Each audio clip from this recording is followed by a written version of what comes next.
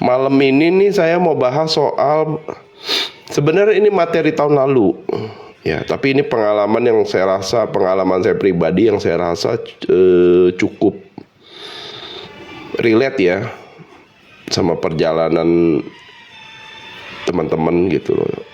Jadi yang saya mau bahas itu adalah soal lampaui atau ulangi gitu loh. Jadi dalam proses pembelajaran spiritual, sadarkah kalau ternyata kita itu sering mengalami pengulaman yang berulang-ulang gitu. Jadi ya kita tuh suka ngalamin pengalaman ngulang-ulang kayak jalan di tempat, tau nggak? Oke.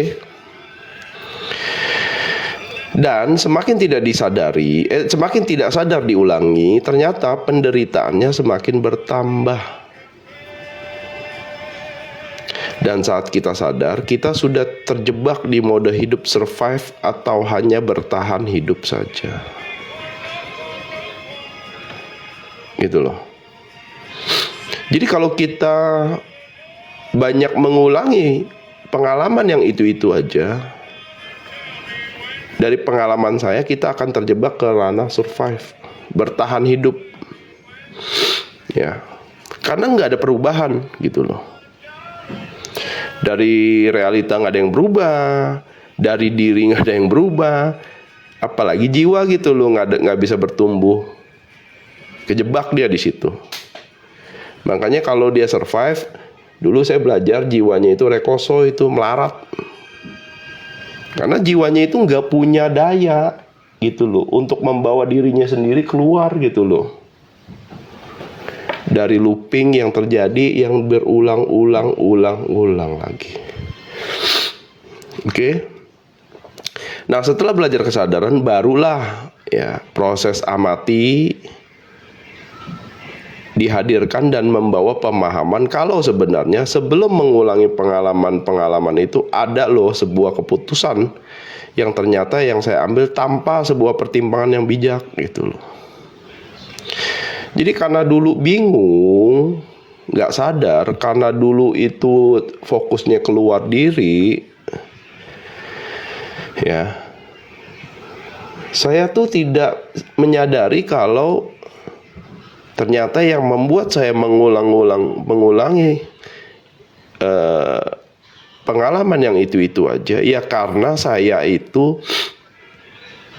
terlalu cepat mengambil keputusan, responsif jadinya. Misalnya ada orang marah, saya ke-trigger. Ada orang beropini jelek, saya merasa down. Ya. Nah, pas belajar kesadaran tuh ada hadir tuh yang namanya proses mengamati. Makanya belajar diam waktu itu, nggak langsung respon. Diam dulu, diamatin. Ya. Nah, dan jika digambarkan, saya seperti selalu hadir kembali ke sebuah persimpangan yang sama dan itu-itu saja. Persimpangan yang saya maksud adalah persimpangan jalan yang bercabang dua, yaitu jalan lampaui dan juga jalan terulangi. Jadi Kohen nih hadir di sini nih setiap saat. Apakah ke lampaui atau ulangi? Tapi kebanyakan Kohen itu ke sini. Nanti dia muter lagi ke sini lagi. Loh, kok balik lagi? Nanti gini lagi, muter lagi gitu ya. Paham ya?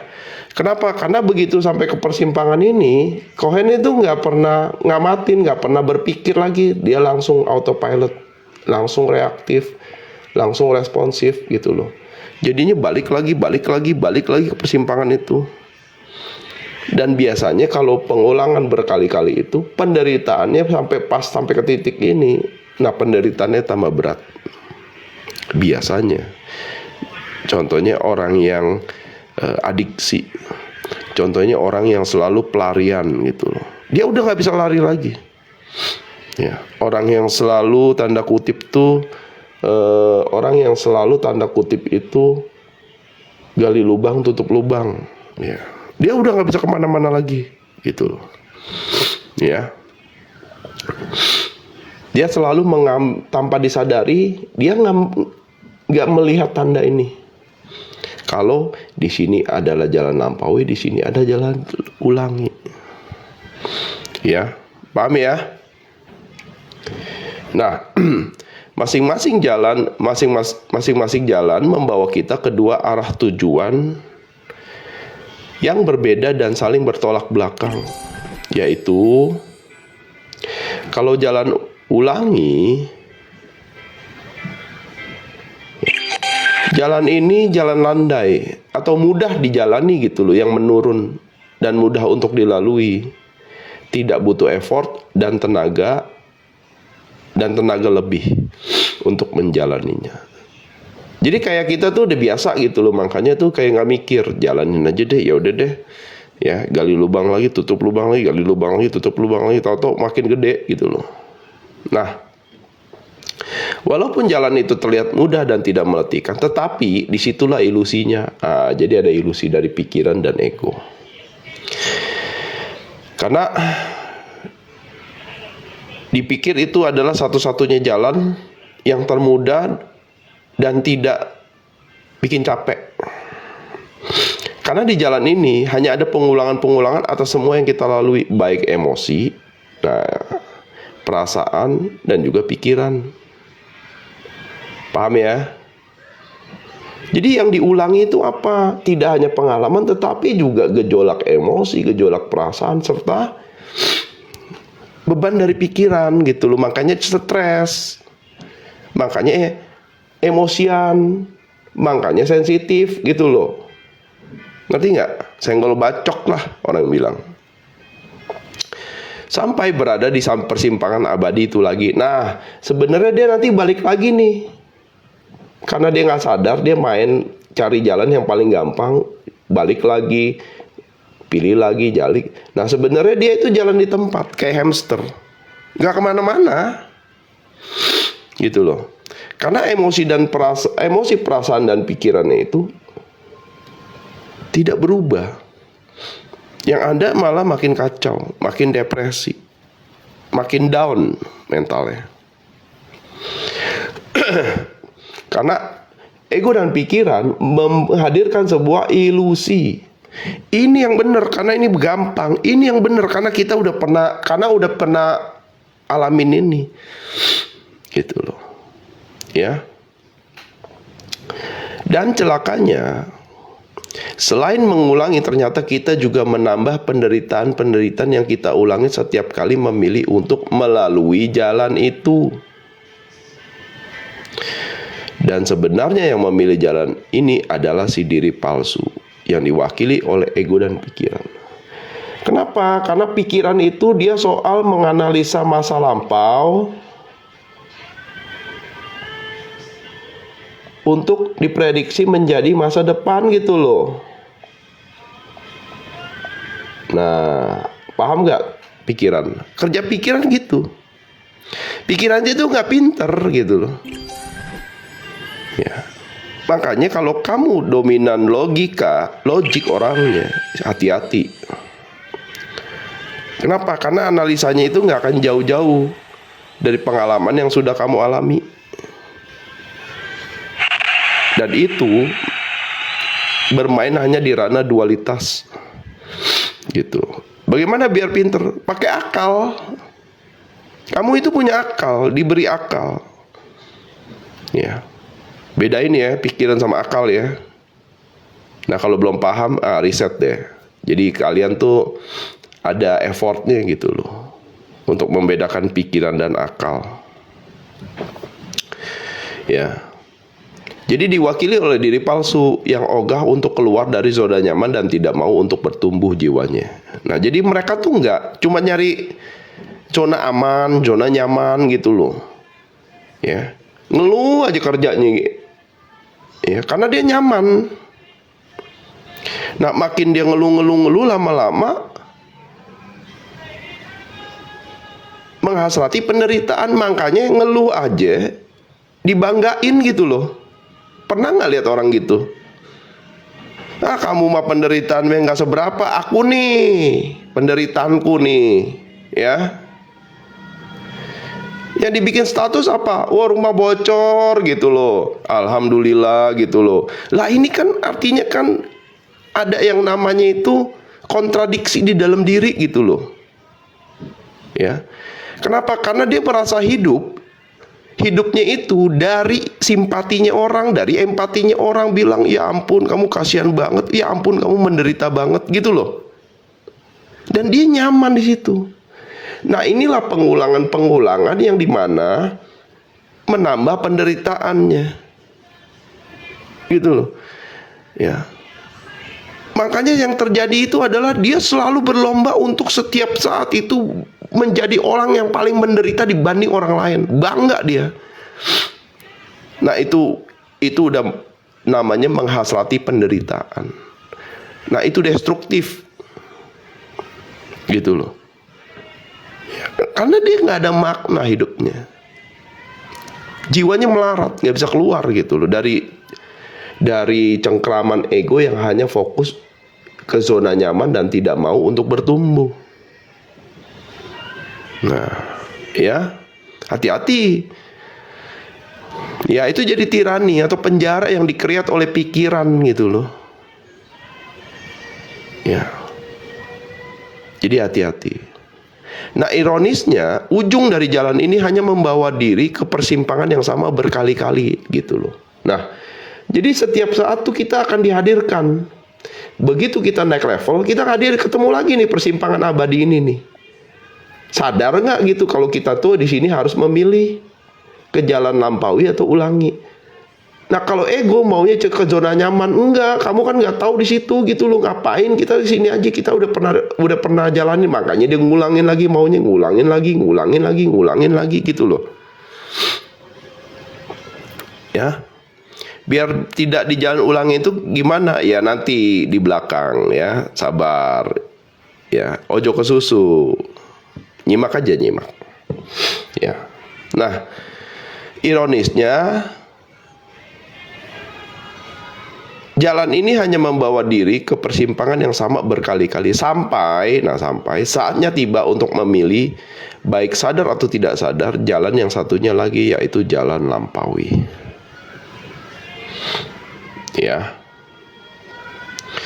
Nah, jalan lampaui itu apa? Yang pasti tidak mudah seperti jalan ulangi yang dimana kita tinggal nyosor aja udah masuk lagi, gitu loh, ke sana. Tetapi jalan lampaui itu adalah jalan yang menanjak, naik, karena akhir dari jalan ini berada di ketinggian yang berbeda dengan titik berangkat, yaitu di awal persimpangan. Gitu loh. Makanya kodrat jiwa itu sebenarnya adalah bertumbuh. Dia nggak bisa terjebak hanya muter-muter di situ aja. Gitu. Makanya hidupnya nggak punya makna kalau dia terjebak di putaran-putaran pengulangan yang itu-itu aja hidupnya. Tetapi butuh niat sampai tenaga besar sedari awal melangkah masuk di jalan ini, gitu loh. Karena sejak di langkah pertama diri akan diliputi oleh rasa ketidaktahuan,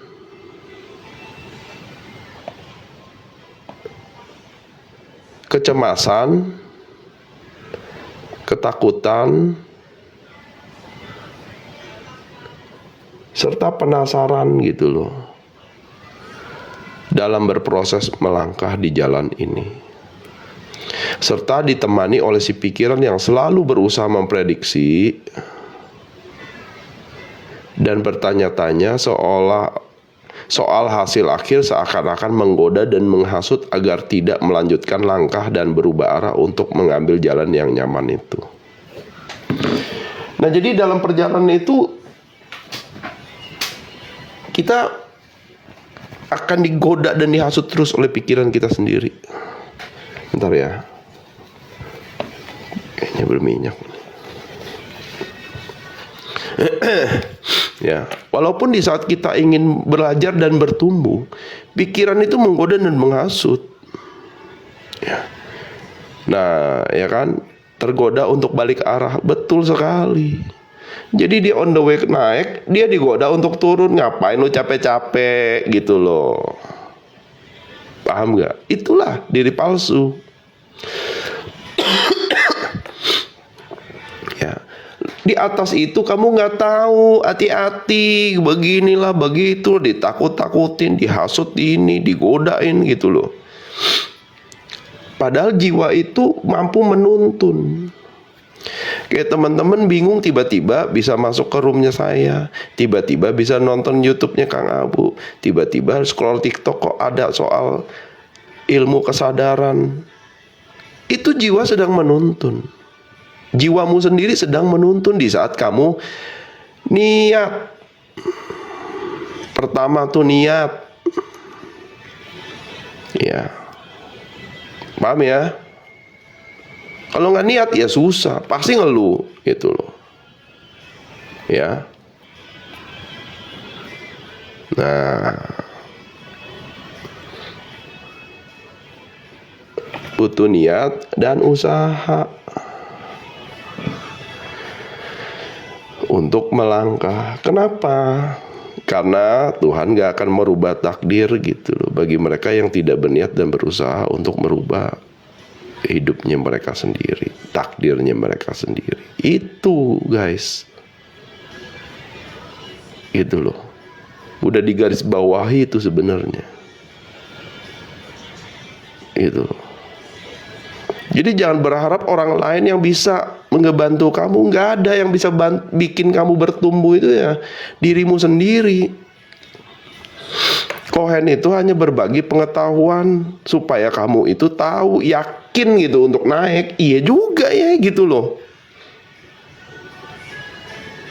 Ngerti nggak? Kohen aja bisa. Emang beda kohen sama kamu? Enggak sama. Kita sama-sama ciptaan Tuhan paling sempurna guys. Tapi kita lupa gitu loh. Nah bedanya kohen itu diberi rejeki untuk inget duluan gitu. Ya. Kenapa? Mungkin kohen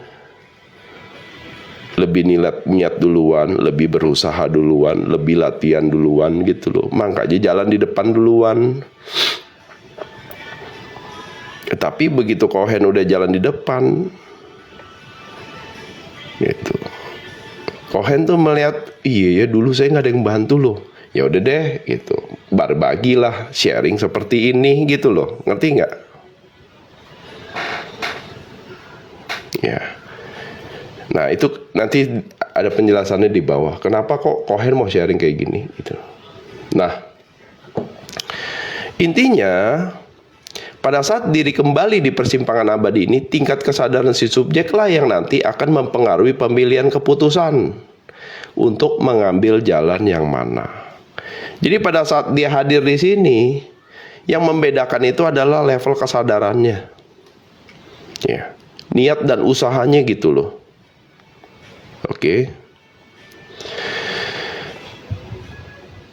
Jalan ulangi diwakili oleh ego dan pikiran. Jalan lampaui diwakili oleh si jiwa dan ruh. Gitu loh. Jadi ini nggak ada urusan dengan hal-hal di luar diri kamu. Kenapa? Karena kamu punya keempat komponen ini sama dengan kohen. Ada ego sebagai kendaraan bagi si jiwa bertumbuh, ada pikiran sebagai kecerdasan untuk memberikan masukan ke si jiwa untuk bertumbuh. Ada ruh, bagian dari Tuhan yang menuntun jiwa untuk terus bertumbuh gitu loh. Jadi semua itu punya tupoksinya masing-masing, tugas pokok dan fungsinya masing-masing. Gitu loh. Nah kalau di saat ini nggak bekerja sama secara satu kesatuan, disitulah masalahnya. Ntar si ego punya keinginan sendiri, nafsu keinginan, pikiran punya analisa dia sendiri. Jiwa tuh sampai nggak punya kendali atas alat-alat ini gitu loh. Nah ini yang bikin penderitaan gitu loh. Kamu menderita depresi, stres, ya kan? Ngulang lagi. Nah, selama jiwa nggak bisa kembali menjadi pengendali atas alat-alat ini, yaitu ego dan pikiran, maka dia nggak bisa terkoneksi dengan yang namanya ruh atau bagian dari Tuhan. Gitu loh. Terputus dia. Ada ilusi keterpisahan gitu loh. Ya. Nah, sekarang masuk tipsnya gimana? Yang pertama adalah belajar diem agar bisa jeda sebelum merespon. Jadi kita kenapa ngulang lagi ke jalan, ulangi, balik lagi gitu loh, balik lagi. Kenapa? Karena kita auto respon, nggak ada jedanya gitu loh, nggak mikir dulu, nggak dipertimbangkan dulu gitu loh, ya. Nggak ada diem dulu, langsung jalan gini nih tuh. Nggak ada critical thinkingnya. Saya sendiri pernah terjebak lama di mode survive ini gitu loh.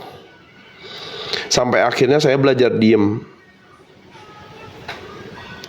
dan melatih untuk tidak responsif. Nah, ini kuncinya. Belajar diem, tidak responsif, dan juga reaktif atas peristiwa yang menuntun saya untuk harus sesegera mungkin ngambil sebuah keputusan. Gitu loh. Ya.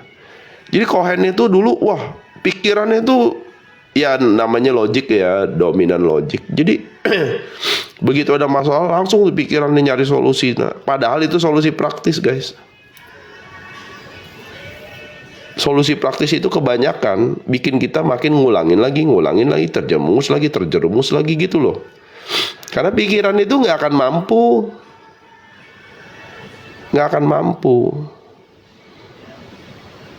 Karena pikiran hanya bisa memprediksi, menganalisa.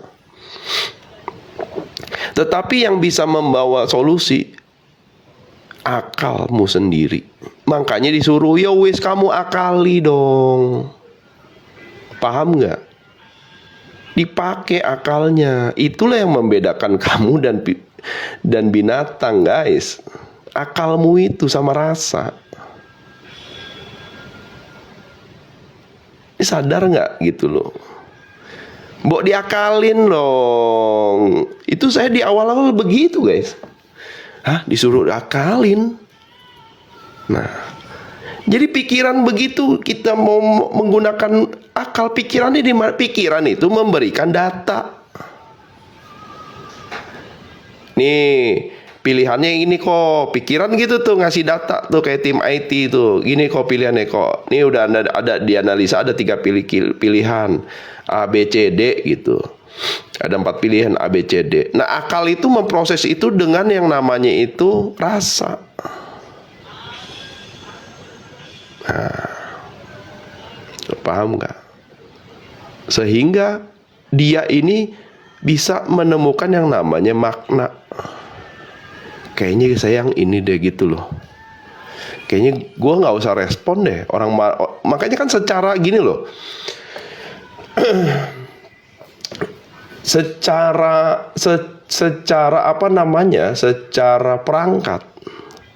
Kamu itu sudah memakai akal di saat kamu tidak merespon orang gila.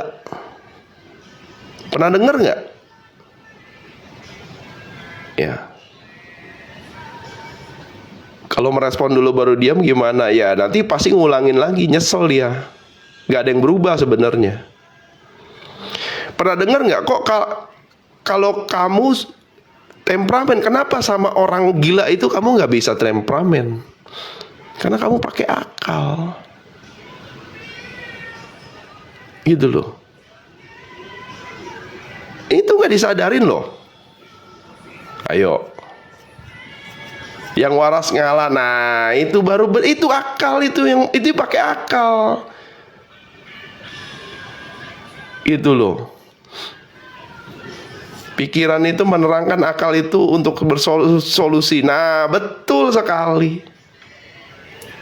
Kenapa? Karena kalau kamu ngeladenin ya wes kamu sama aja orang waras gitu. Ya, paham kan? Ya, ntar sama-sama gila gitu loh. Nah, itu akalnya dipakai sebenarnya pada saat itu. Paham nggak? Tapi kamu nggak sadar bagaimana menggunakan itu gitu loh. Nah, betul, akal itu untuk membuka kesadaran. Betul sekali. Ya, masalahnya nggak pernah latihan gitu loh. Kamu hanya mengandalkan pikiranmu doang gitu loh. Padahal pikiran itu nggak bisa bikin kamu itu sadar. Nggak bisa guys. Nggak bisa. Makanya kenapa, maaf ya, para saintis itu, ilmuwan itu, dia cenderung karena ateis. Karena akalnya nggak dipakai guys.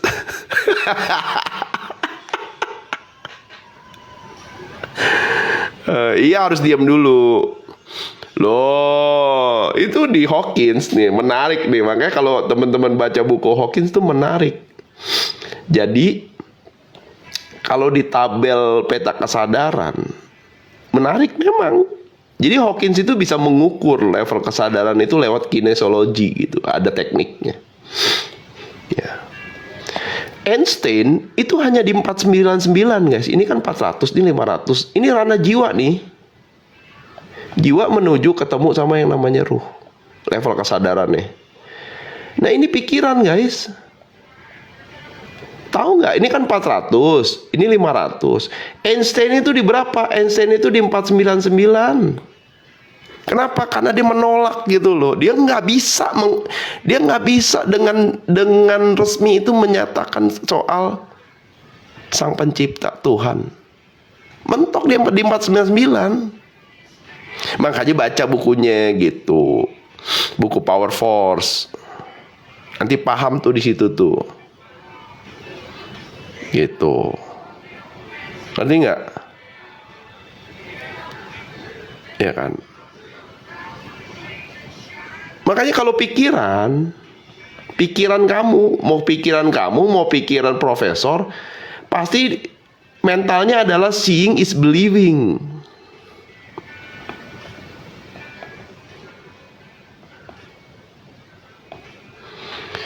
Kalau nggak ada bukti, saya nggak mau percaya. Nah, itulah yang bikin dia itu nggak bisa melegitimasi soal eksistensi Tuhan gitu loh.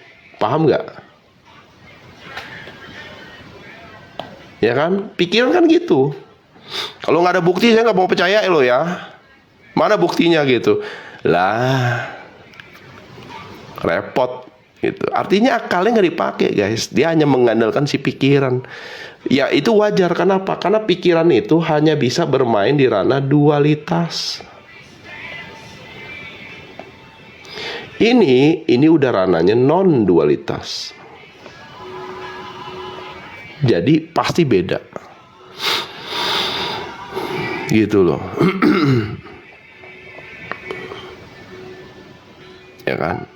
Makanya orang-orang ateis itu dia selalu minta bukti. Mana buktinya? Lah, gimana kamu tuh bisa membuktikan sesuatu yang tidak terbatas dengan keterbatasan dari pikiranmu sendiri gitu loh. Yang gak nyambung atuh. Paham nggak?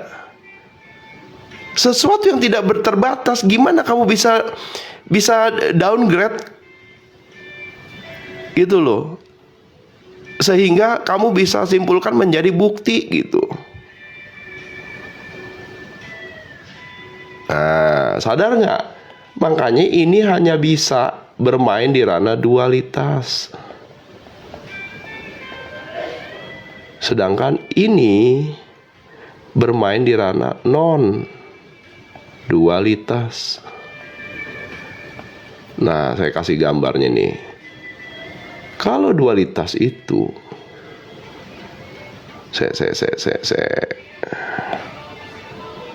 bentar, mana ya? Nah, ini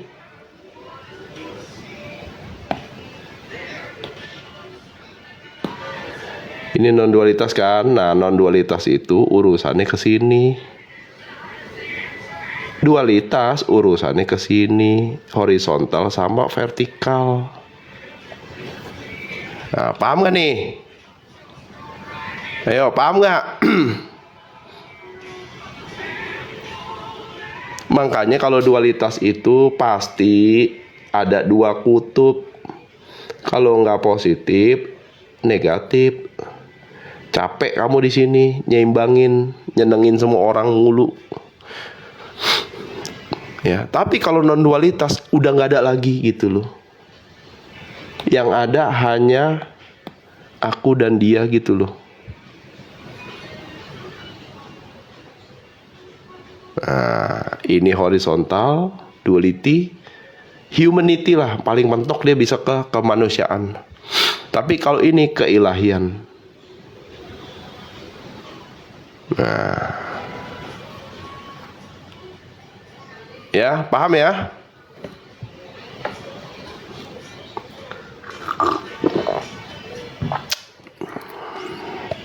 Ya, jadinya people pleaser. Kalau kesini nih people pleaser nih.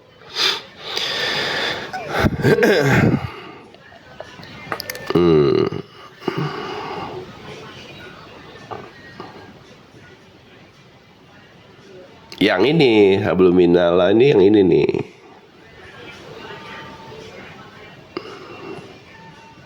Gitu. Ya. Kalau ini apa yang apa? Manas ya.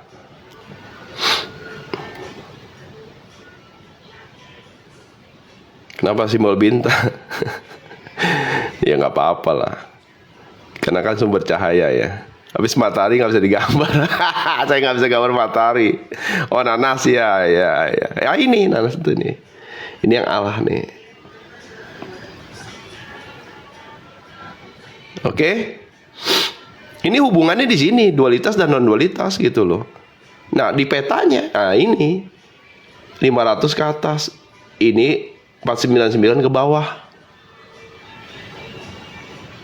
Nah, diperbesar, nah, screenshot lah. Ya. Terus ini vibrasi, ini frekuensi, ini energinya nih, emosinya nih, energy in motion, emosinya nih. Jadi emosi itu singkatan dari energy in motion. Nah, makanya disebut emotion.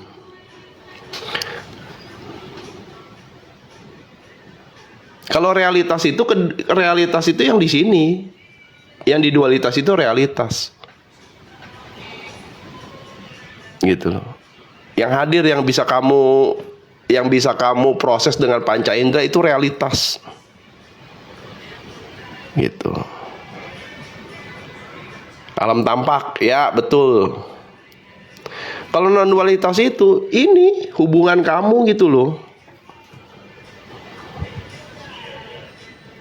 Makanya dia menggunakan rasa dan makna.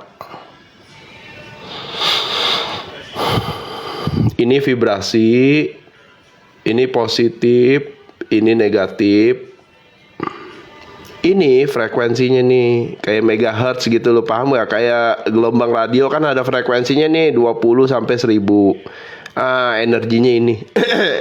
Energy in motion, emotionnya di sini.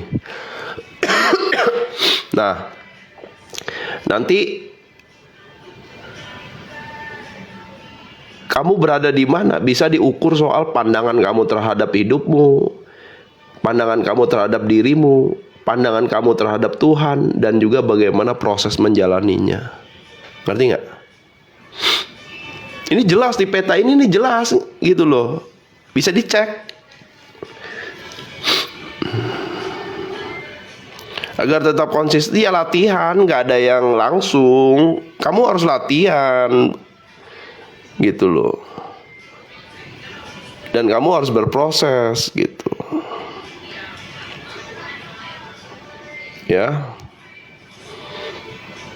Contoh, kalau kamu vibrasinya rendah, di force, Misalnya kamu di frekuensi 100 dan emosinya adalah ketakutan, maka pandangan hidup kamu itu adalah menakutkan gitu loh hidupnya.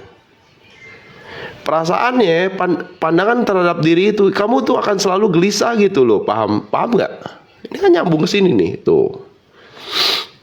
Tuhan itu kayak sedang menghukum kamu.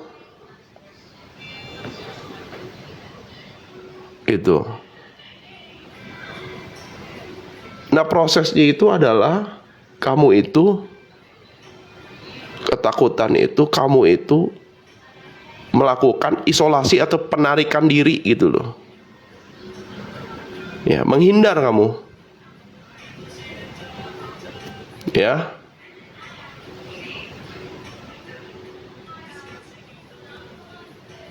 Paham ya? Oke.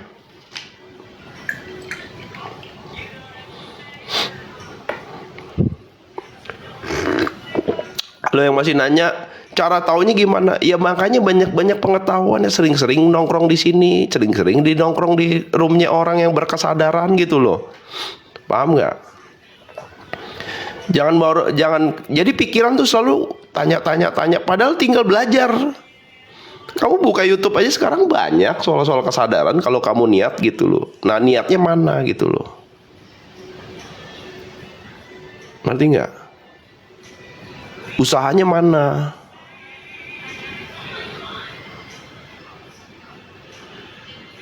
Ya.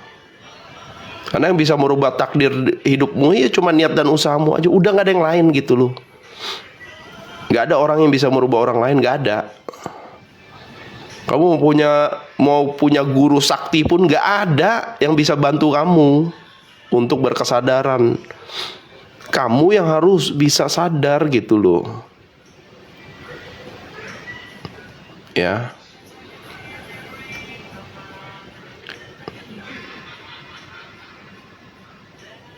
Karena ujungnya ya bener harus praktek. Kalau nggak dipraktekin pengetahuan ilmu tuh nggak ada gunanya gitu loh. Thank you Mbak Nenda. Ya, banyakin belajar gitu loh. Paham nggak? Ya, oke. Jadi belajar diem, belajar jeda. Jangan melatih untuk tidak langsung responsif. Ya. Nah, lewat latihan praktek. Nah, makanya harus ada praktek. Ujungnya praktek. Soal diam yang memberi ruang jeda dan melatih agar tidak terpancing untuk reaktif. Maka selangkah demi selangkah saya sudah bisa membuat keputusan yang lebih baik. Ya. Khususnya untuk diri saya sendiri gitu loh. Jadi prioritasnya diri saya sendiri. Sehingga mampu membawa saya keluar dari mode hidup yang survive ke mode hidup yang adaptif. Ya. Jadi dari survive dia naik dulu ke adaptif nih. Udah mulai ada solusi gitu loh. Walaupun gak semuanya dia bisa beresin. Makanya berproses. Dan semakin semakin direpetisi terus, ternyata jiwa saya pun sudah kembali ke kodratnya, yaitu bertumbuh dan kembali mengenal diri serta potensi yang mampu membawa ke mode kreatif. Nah, dan berujung ke bermanfaat. Nah, ya. Jadi seperti gambar ini. Jadi dari segala keruwetan ini, yang dimana kita muter-muter ngulang-ngulang di kekusutan jalan-jalan yang ada di kehidupan ini, Cohen itu bisa keluar gitu loh. Tetapi karena Cohen menemukan potensi, dan potensi itu ujungnya adalah kebermanfaatan sebagai misi jiwa, maka misi jiwa Cohen itu hanya menerangi jalan aja. Menerangi jalan loh ya. Oke? Bukan merubah orang. Menerangi jalan. Nah, jadi teman-teman yang masih berproses bisa mengikuti jalan yang sudah diberi terang itu gitu loh. Tapi yang harus praktek menjalani jalan itu ya kalian sendiri. Bukan Kohen, bukan Kang Abu, bukan guru kamu gitu loh. Ngerti nggak? Gitu loh. Kohen hanya berbagi cahaya. Ya, makanya kalau orang yang kalau orang yang melakukan misi jiwa, dia itu disebut sebagai light worker. Karena kerjanya hanya berbagi cahaya, menerangi jalan gitu loh. Tetap yang harus jalan kamu sendiri. Gak ada yang bisa bikin kamu tuh bisa keluar selain niat dan usahamu. Paham gak?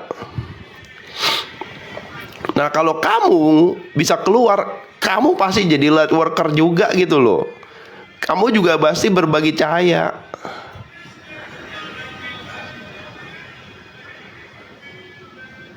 Ya.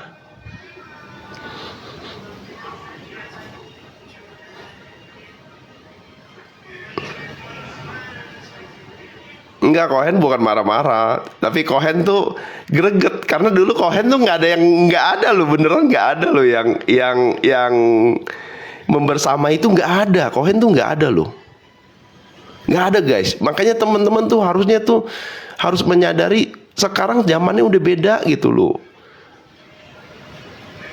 TikTok aja dibikin sekarang bahasnya kesadaran. Jadi kalau kamu masih nyangkut, berarti kamu yang nggak punya niat dan usaha gitu loh untuk keluar. Zaman Kohen dulu nggak ada guys. YouTube aja isinya cuma apa? Ngeprank-ngeprank doang. TikTok isinya tuh cuma apa? Joget-joget doang. Sekarang, wih, semesta itu udah yang namanya itu berpihak gitu loh. Makanya kalau teman-teman masih itu, kan berarti kan teman-teman ini harus disabet dikit gitu loh.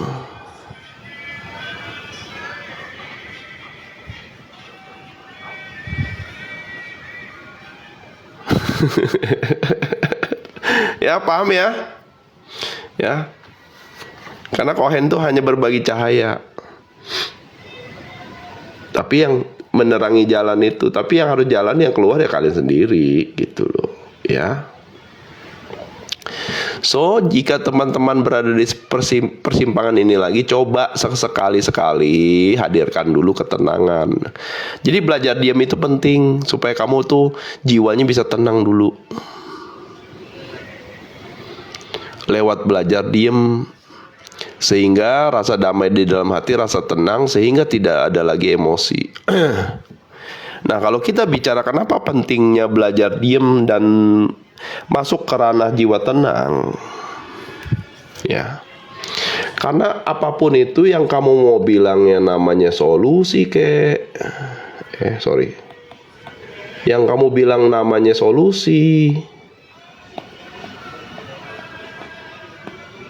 hikmah, peluang, sampai yang namanya hidayah, hanya bisa kamu terima pada saat jiwa kamu tenang. Di saat kamu emosi, di saat kamu nggak tenang, di saat kamu galau, stres, nggak akan bisa nerima itu semua. Yakin deh guys.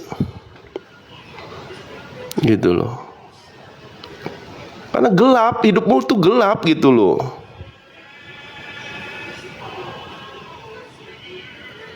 Paham nggak? Makanya suruh simpelnya belajar diem. Supaya apa? Mau solusi kek, hikmah kek, peluang kek, hidayah kek, bisa kamu lihat gitu loh. Makanya kan pada saat kamu diem, kamu bisa yang namanya ikro. Ini semua. Nah, nangkep gak nih? Nyambung kan jadinya kan?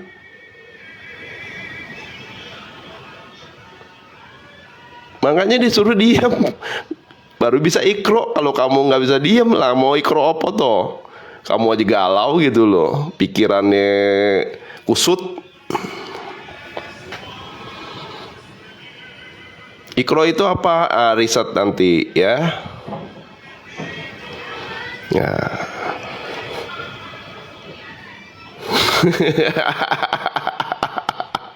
Pada ketawa dia. Aduh, lo Kohen belajar ini loh, jangan kira Kohen nggak belajar.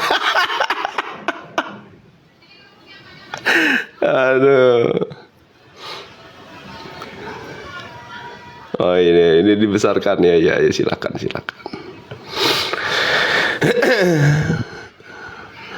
Kohen tuh belajar ini, gitu. Waduh, diulangi via tuh udah mau sejam diulangi. Ya.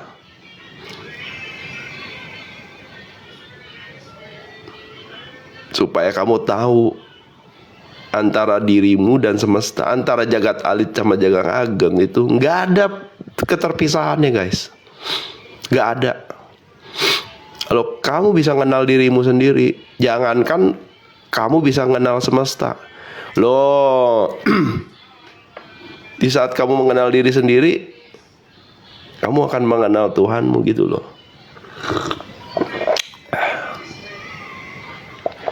Tuhan yang Maha Pencipta loh ya, bukan Tuhan yang kamu ciptakan loh. Karena ego dan pikiran juga mampu menciptakan Tuhan gitu loh. Ya kan? Jabatan itu dianggap lebih tinggi dari Tuhan, materi lebih tinggi dari Tuhan, iPhone terbaru lebih tinggi. Ya, Tuhan yang kamu ciptakan bukan Tuhan yang Maha Pencipta yang menciptakan kamu gitu. Jadi hati-hati, makanya disuruh diem, disuruh ikro, diamati. Jemputlah hidayahmu gitu loh. Lah kalau kamu ya kan berisik gitu pikirannya, hatinya emosional, gimana kamu tuh bisa dapat hidayah gitu?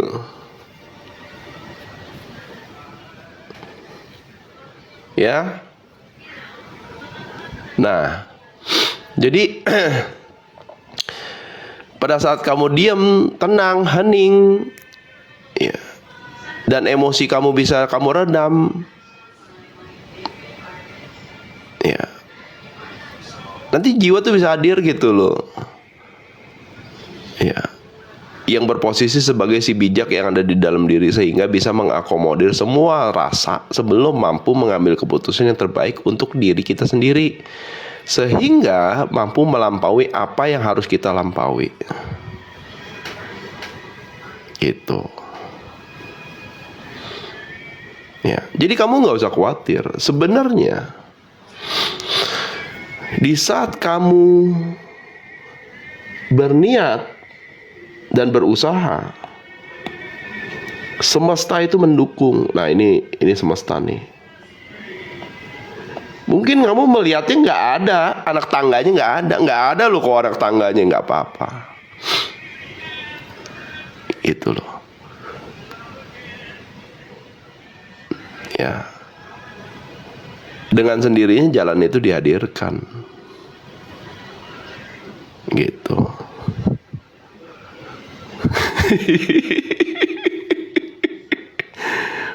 Paham nggak nih? Hah?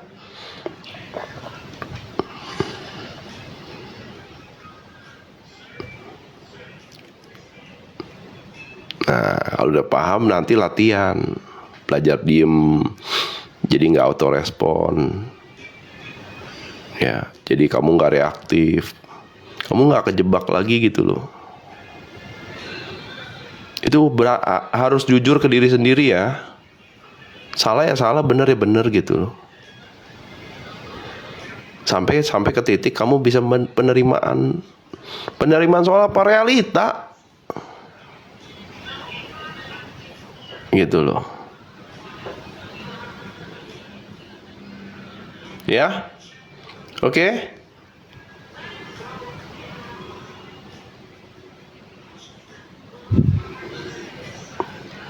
Supaya nanti kamu nggak ngulangin lagi.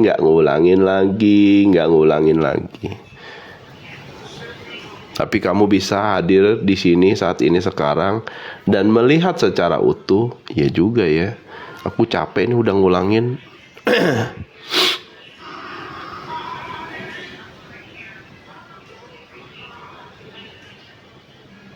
Nah, jadi kalau masih ngulang-ngulangin, belajar diam, amati. Kok saya ngulangin lagi? Apa yang salah gitu? Responnya apa gitu loh? Itu kan bisa dikoreksi. Ya berarti kamu tinggal praktek untuk tidak lagi mengulangi itu loh. Keputusan dan action yang itu-itu aja.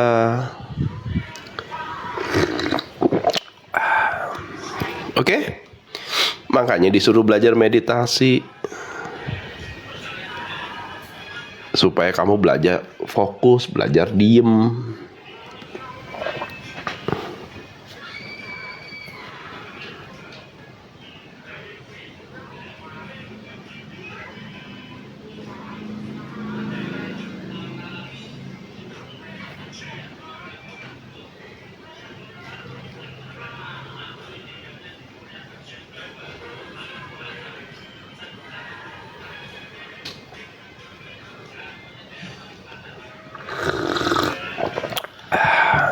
Ya wes. Oh iya, ke bawahnya mau screenshot. Oke, siap. Tuh, screenshot deh.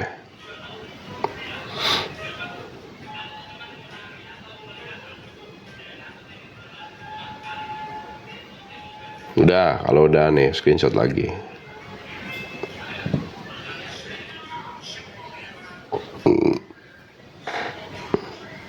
Nah, terakhir.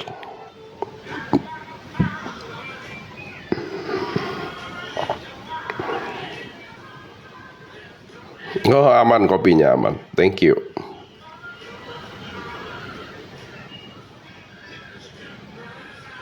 Oke, udah ya. Nah, ini yang mau screenshot dah.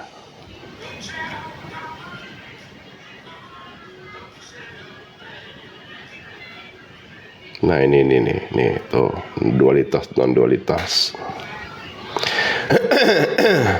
Sama yang ini.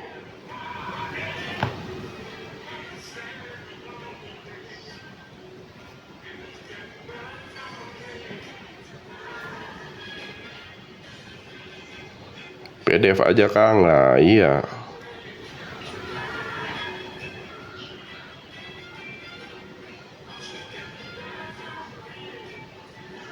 Dah? Oke?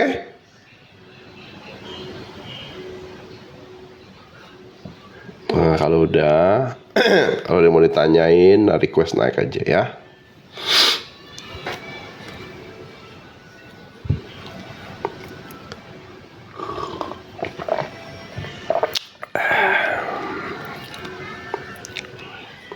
Boleh apa?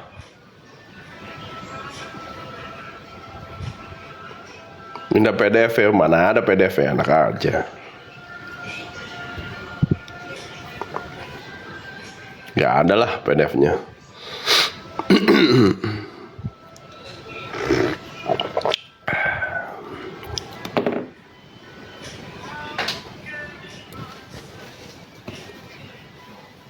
Yang gratis itu jangan harap pasti kamu baca, nggak bakal kamu hargain gitu loh.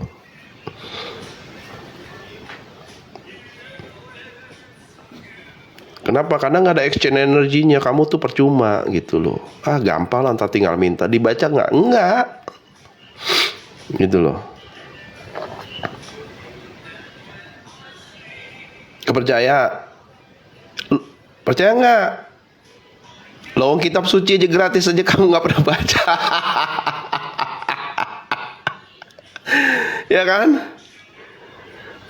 Coba kalau disuruh bayar kitab sucinya, kan sayang udah. Kenapa? Karena itu bentuk komitmen gitu loh.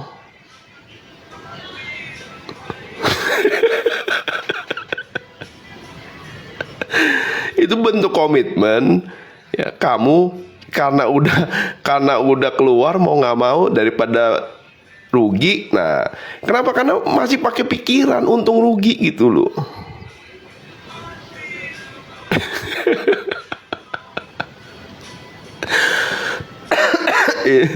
Ya lucu ya manusia ya. Ya nggak apa-apa, proses namanya. Iya, kitab suci aja nggak dibaca, ya toh. Yang gratis bisa bawa ke sorga lagi. Eh, ya, ya wes ya, naikin orang dulu ya. Ya kita ngobrol.